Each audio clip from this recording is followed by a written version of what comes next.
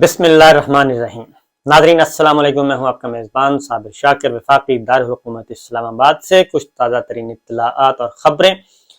آپ سے شیئر کرتے ہیں۔ لیکن سب سے پہلے پاکستان اور انڈیا کا میچ تھا۔ پاکستان اچھا کھیلا، لیکن مزید تھوڑا سا اچھا اور کھیل لیتا تو یہ میچ آرام سے جیت سکتا تھا۔ لیکن وہ کیا کہنا چاہیے، بالکل آخری اوور میں آ کے معاملات خراب ہو گئے اور پاکستان یہ میچ جو کہ جیتا ہوا میچ تھا، جتنے بھی کمنٹیٹر تھے، تجزیہ نگار تھے، سب کے سب بہت خوش ہو رہے تھے پاکستان آج کا میچ جیت جائے گا، لیکن بدقسمتی سے پاکستان یہ میچ نہ جیت سکا۔ تو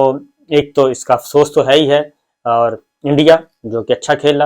اور کوہلی بہت اچھا کھیلے، اس لیے ان کو مبارکباد دینی چاہیے، ان کی مبارکباد بنتی ہے، کیونکہ کھیل کھیل ہے اور کھیل کو جنگ میں تبدیل نہیں کرنا چاہیے، کھیل سے نفرت پیدا نہیں کرنی چاہیے، بلکہ کھیل سے محبت اور قربتیں بڑھتی ہیں۔ اس لیے یہ میچ انڈیا جیت گیا، پاکستان ہار گیا، اور پاکستان کے کھلاڑی کو تھوڑا سا اپنے پہ توجہ دینی چاہیے کہ کہاں انہوں نے غلط کیا، اور آخری اوور تک اگر میچ نہ جائے تو زیادہ بہتر ہوتا ہے، اور آخری بال تک تو بالکل ہی نہیں جانا چاہیے، کمفرٹیبل زون میں رہنا چاہیے۔ اور یہی صورتحال اس وقت پاکستان میں جو سیاسی میچ چل رہا ہے اس کی ہے، وہ بھی آہستہ آہستہ کوشش کی جا رہی ہے کہ یہ میچ آخری اوور تک جائے، لیکن اب دیکھتے ہیں کہ آخری اوور تک عمران خان صاحب لے کر جاتے ہیں، یعنی نواز شریف صاحب، شہباز شریف صاحب کی کوشش ہے کہ آخری اوور تک جائے میچ، اس کو آہستہ آہستہ لنگر آن کرتے جائیں، سنگل ڈبل کرتے کرتے 29 نومبر تک پہنچا جائے۔ عمران خان صاحب چاہتے ہیں کہ وہاں تک پہنچنے سے پہلے ایک عام انتخابات کے لیے تاریخ کا اعلان کر دیا جائے تو زیادہ بہتر ہے۔ اب معاملہ یہ ہے کہ یہ سارے کا سارا ملبہ کس پہ گرے گا، کیونکہ یہ ساری سیاسی کشیدگی جو اس وقت ہے، معاشی بدحالی، سیاسی کشیدگی، سیاسی ٹینشن،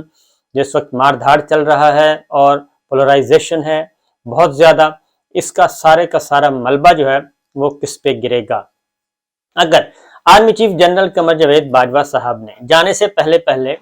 کوئی اس پہ ایک اہم نوعیت کا کوئی قدم نہ اٹھایا، یا جانے سے پہلے پولیٹیکل پلیئرز کو ایک ٹیبل پہ بٹھا کے کوئی نہ کوئی حل نہ نکالا، تو یقیناً یہ سارے کا سارا ملبہ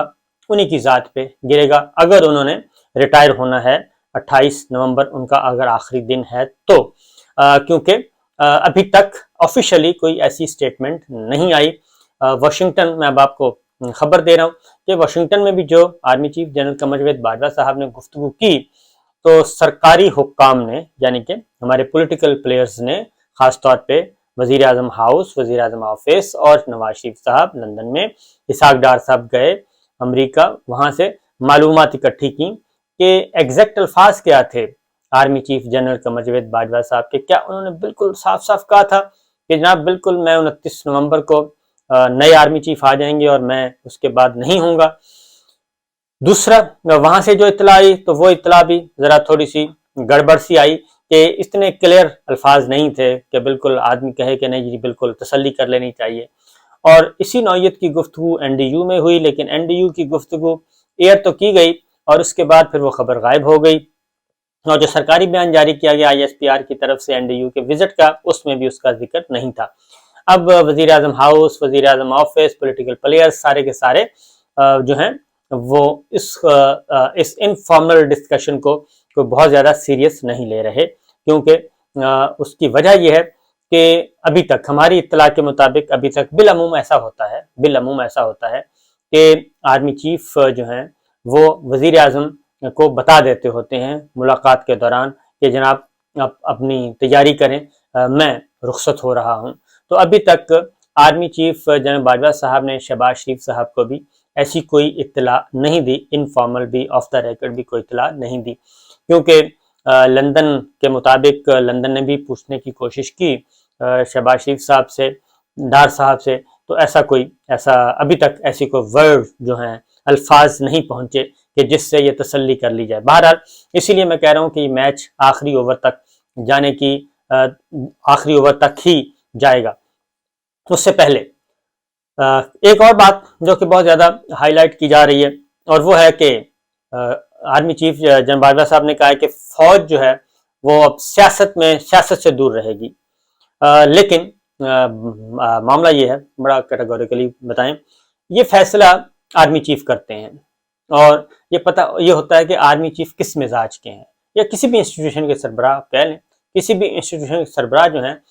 ان پہ ڈیپینڈ کرتا ہے۔ بدقسمتی ہے ہماری پاکستان میں کہ یہاں پہ روایات کا، آئین اور قانون کو نہیں دیکھا جاتا، بلکہ جو ایک ذاتی شخصیت ہوتی ہے اس کے اکارڈنگلی وہ ادارے کو لے کے چلا جاتا ہے۔ مثال کے طور پہ میں مثال دیتا ہوں کہ جوڈیشری کی طرف چلتے ہیں، اگر افتخار چودھری صاحب، وہ ایک بالکل ڈیفرنٹ نوعیت کے چیف جسٹس تھے، اور وہ کہنا چاہیے کہ وہ انہوں نے بھرپور پاور کو انجوائے کیا ہے، اختیار کو، اقتدار کو انجوائے کیا اور لطف اندوز ہوئے جب تک وہ رہے۔ تو ان کا بالکل ڈیفرنٹ سٹائل تھا، وہ آئے، جوڈیشری میں کوئی ریفارمز نہیں ہوئیں، عدالتی نظام میں، نظام عدل میں، نظام انصاف میں کوئی ریفارمز نہیں ہوئیں افتخار چودھری صاحب کے زمانے میں، لیکن وہ چونکہ ایک پولیٹیکل ٹچ ان میں موجود تھا اور پاور ہنگر تھے، اور اس لیے جو پاور ہنگری انسان ہوتا ہے اس کے اکارڈنگلی انہوں نے چلا اور وہ اپنا کام کیا۔ تو ایک تو یہ، اور اس کے بعد ہم نے دیکھا بہت سارے چیف جسٹس صاحبان آئے، وہ آئے، اپنا کام کیا اور اچھے اچھے کام کیے، ریفارمز بھی کی، کوئی تبدیلیاں بھی لے کے آئے اور وہ آرام سے رخصت ہو گئے۔ تو یہ چیزیں عدالت ادارے کے سربراہ کے طور پہ ہوتی ہیں۔ پھر اسی طریقے سے اگر آپ اسپیکر کو لو لیں، اسپیکر قومی اسمبلی جیسا ہوگا، چیئرمین سینٹ جیسا ہوگا۔ ہم گیلانی صاحب کو دیکھتے ہیں تو گیلانی صاحب کی بطور اسپیکر بہت اچھی روایات ہیں، انہوں نے پروڈکشن آرڈر جاری کرتے ہیں، سب کچھ کیا انہوں نے، اور کوئی ایسا کام نہیں کیا۔ لیکن دوسری جانب ہمارے پاس امیر حسین بھی اسپیکر رہ چکے ہیں، وہ بالکل دوسری نوعیت کے تھے۔ راجہ پرویز اشرف صاحب ہیں، یہ بالکل دوسری نوعیت کے ہیں۔ چیئرمین صادق سنجرانی، ارکان کو اٹھایا جا رہا ہے، ارکان پارلیمنٹ کو اٹھایا جا رہا ہے، ننگا کیا جا رہا ہے، تشدد کیا جا رہا ہے، ان کو کوئی پرواہ نہیں ہے۔ تو اس لیے یہ ڈیپینڈ کرتا ہے کہ ادارے کا سربراہ کیسا ہے۔ تو جناب باجوہ صاحب اب کیونکہ وہ ریٹائرمنٹ کے قریب ہیں، وہ کہہ رہے ہیں فوج کا سیاست سے کوئی تعلق نہیں ہے۔ فوج کا کبھی بھی سیاست سے کوئی تعلق نہیں ہوتا بطور ادارہ، یہ ہمیشہ جو ہیڈز آتے ہیں ان کا اصل مسئلہ ان کا ہوتا ہے۔ فوج بطور ادارہ کبھی بھی پولیٹکس میں انوالو نہیں رہی۔ آپ نے کبھی سنا ہوگا کہ کوئی جوان، کوئی افسر، کوئی میجر، کوئی کرنل صاحب، کوئی اس طرح کے، کوئی بریگیڈیئر صاحب اور ایون میجر جنرل سے، نہیں، ایسا نہیں ہوتا۔ یہ اوپر ہی اوپر فیصلے کیے جاتے ہیں، اور بعض کیونکہ ریاستی امور میں ان کا عمل دخل تو ہوتا ہے اور اچھا خاصا ہوتا ہے، اور پاکستان چونکہ ایک سیکیورٹی سٹیٹ ہے، اور یہ سٹگما پتہ نہیں اب کب ہٹے گا، کیونکہ سارا شفٹ بھی ہو، نئی پالیسی جو بنائی گئی تھی اس کے اکارڈنگلی تو ہم نے اب سیکیورٹی سٹیٹ سے کیا کہنا جیو اکنامک والی سائڈ پہ جانا تھا، تو وہ ساری کی ساری چیزیں تو بیچ میں رہے گی دھری کی دھری۔ تو پالیٹکس میں فوج کا سیاست سے کوئی کردار نہیں، یہ ابھی تک کم از کم موجودہ جو باجوہ صاحب کی حد تک تو یہ بات نہیں کہی جا سکتی۔ اس کی وجہ یہ ہے کہ عمران خان صاحب بھی موجود ہیں، نواز شریف صاحب بھی موجود ہیں، شہباز شریف صاحب بھی موجود ہیں، زرداری صاحب بھی موجود ہیں، تمام پولیٹیکل پلیئر جانتے ہیں کہ ایسا نہیں ہے۔ اور اس وقت جو کچھ بھی یہ ٹوٹ پھوٹ کا عمل ہوا، یہ جو رجیم چینج وایا تحریک عدم اعتماد اور اس کے بعد خفیہ ملاقاتوں کا سلسلہ، وہ ڈگی والی سرکار آپ کو پتہ ہے اس وقت بہت ہے، 4-5 دن ہو گئے ہیں ٹرینڈ چل رہا ہے ڈگی والی سرکار کا، تو وہ ٹرینڈ سے نہیں ہٹ رہا۔ تو پھر آخر اگر پولیٹکس سے کوئی تعلق نہیں تھا یا نہیں ہے یا انوالومنٹ نہیں ہے، تو پھر عثمان بزدار صاحب کی تبدیلی کے لیے کیوں اتنی کوششیں کی جاتی رہیں، اور بار بار کوششیں کی گئیں کہ وزیر اعلیٰ پنجاب عثمان بزدار صاحب کو تبدیل کر دیا جائے، اور کبھی علیم خان صاحب کا نام آتا تھا، کبھی ملک احمد خان صاحب کا نام آتا تھا، تو پھر آخر یہ کیا تھا، اعظم خان صاحب کو تبدیل کر دیا جائے، پھر خیبر پختونخوا وزیر اعلیٰ سرحد کو تبدیل کر دیا جائے، پھر عاطف خان صاحب سے ملاقات اور عاطف خان صاحب کو یہ سارا سلسلہ، پھر ان کو وزارت سے ہٹانا، پھر واپس آنا، یہ آخر کیا ماجرا تھا۔ تو یہ ساری چیزیں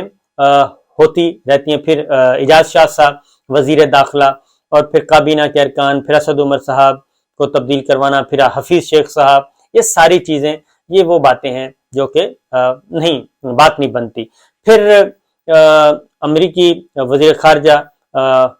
جو تھے پہلے والے پومپیو، ان کے ساتھ لمبی لمبی گفتگو، اور پھر اس کے بعد بلنکن کے ساتھ گفتگو، یہ سب کچھ آخر کیا ہے۔ پھر ڈرائنگ روم پھر کیوں آباد ہوا، ڈرائنگ روم میں کون سے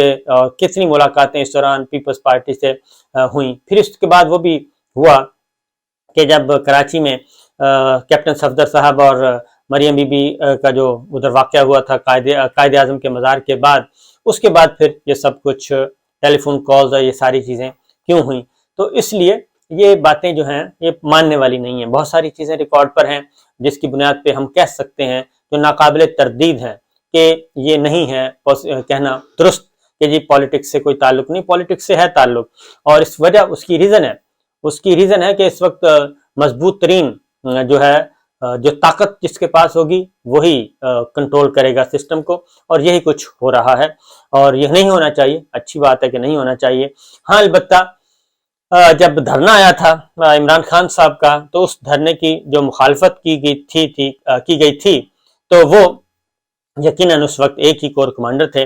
جو کہ بہت زیادہ بلنٹلی کہہ رہے تھے کہ فوج کو سیاست سے دور رہنا چاہیے. وہ بات اس وقت کہی گئی تھی. اور دھرنے کے معاملے میں تو میں یہ سمجھتا ہوں ذاتی طور پر بھی کہ واقعتاً ہر ادارے کا کام جو ہے وہ تفویض کر دیا ہے. کانسٹیٹیوشن نے، ہمارے آئین نے تفویض کیا ہوا کہ آپ نے یہ کام کرنا ہے اور آپ نے یہ کام کرنا ہے. اور اس میں سپریمیسی جو ہے وہ آئین کے تحت وہ ہر ادارے کی کہیں نہ کہیں سپریمیسی ہے. لیکن جو ایک ڈیموکریسی، اگر چیف ایگزیکٹو کو تو پھر پرائم منسٹر ہی ہوتا ہے. پارلیمان ہے، پارلیمان کی بالادستی ہونی چاہیے، پارلیمان کے فیصلے پارلیمان میں ہونے چاہیے،